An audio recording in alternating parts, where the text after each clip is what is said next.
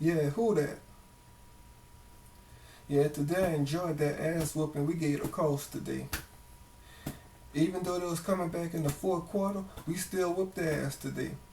It was coming back all late. And congratulations to all the Falcons and Panthers fans too for their win today. You know, here in New Orleans, it was like a burn NFL Sunday all across South East Louisiana. It was a burn NFL Sunday because we kept on getting amber alerts and weather alerts all day today. Every game, amber alerts and weather alerts. If the Saints would have lost, it would have been even worse. I'm going to show you how it was today. Now this happened 6 times during the Saints game, and it kept getting on my nerves. He's done it a lot in his career. He's got an ability. The civil authorities have issued a child abduction emergency for all of Louisiana beginning at 2:43 p.m. and ending at 2:15 p.m. WQUE. The Louisiana State Police has issued an amber alert on behalf of the Ruston Police Department for 8-year-old Dakota Knox was believed to have been abducted. Dakota Knox was last seen around 7:25 a.m. on October 25, 2015 at the Lincoln Hotel, 940 Georgia Avenue, Ruston, Louisiana, asleep in the rear of the vehicle. The vehicle, the black 2000 Mercury Mountaineer bearing Louisiana license plate CAW-146, was stolen by Summer A. Hathaway. Dakota Knox is believed to be an imminent danger and can be described as a white male child with sandy hair and blue eyes. He is approximately 4, tall and weighs 70 pounds.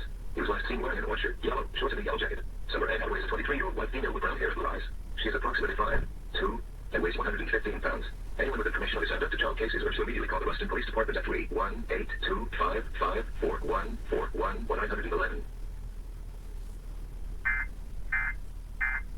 0-0 in the second half. Back to you, Sam. And this happened 12 times during the Panthers and Eagles game. Simply dominated this first half. 3rd and 7, which means Sproles comes into the game. That's to Bradford. And then they flip it, and Sproles with a spin move. Cannot get away from Thomas. This is a severe weather alert from WDSU. Watch is in effect for South East Louisiana, portions of South Mississippi. This is in effect until 2 o'clock tomorrow morning. Want to go to our live radar because we now have a tornado warning that's posted. This warning is in effect for Lafourche Parish. It's in effect until 9 o'clock. There you can see the storm that we're watching. It's about 8 miles to the southwest of Galliano. One of the things I can do is check what we call the radial velocity. And at this point, it's not very clear, but it is showing just to the west now of Galliano. The reason for that, this storm is really moving fast. So it's a big problem. Let's go back to our exact 3D. We also have a flash flood watch in effect. A gale warning is in effect. And what it's doing is it's causing those very strong winds to occur. And so in Cocatry, you can see how that water has in fact gone up. Let's check the storm already. Several reports of tornadoes. This one was at Bayou de Large. This is the storm we're watching now. It's over Galliano, moving to the north at about 45 miles per hour. You can see that it's now, it looks like south of La Rose. Let me put what we call the wind shear in there. That's an indicator of rotation. I can take out the radar. The truth is it's showing up very, very faintly. So we'll be here keeping you posted on the severe thunderstorm and possible tornado southwest of Galliano. This has been a severe weather alert from WDSU. Patriots win again, beat the Jets, go to 6 and And this happened 4 times during the Panthers and Eagles game. He has done a tremendous job in this first half of the throwing and running. Well, they had to throw it 8 times. They've only run 21 plays. And it's caught on a slant, and it's a first down. Ginn Jr.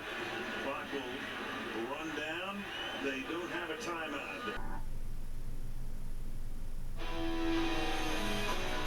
This is breaking news on WDSU. Continuing to follow breaking news at this hour, police are investigating an officer shot in the designer neighborhood. We have a crew on the scene. WDSU reporter Jennifer Crockett is on the scene. All this unfolded in the 3300 block of Alvar. Now, Jennifer, can you describe to us what the scene is out there? Quite a bit of police presence, we understand.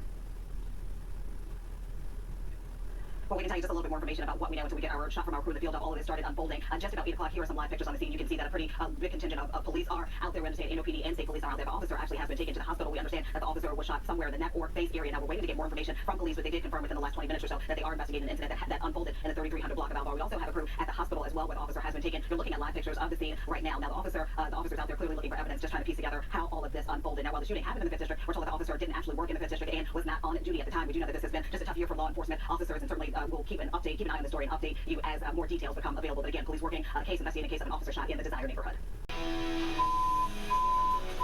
This is breaking news on WDSU. Yeah, that was terrible, huh?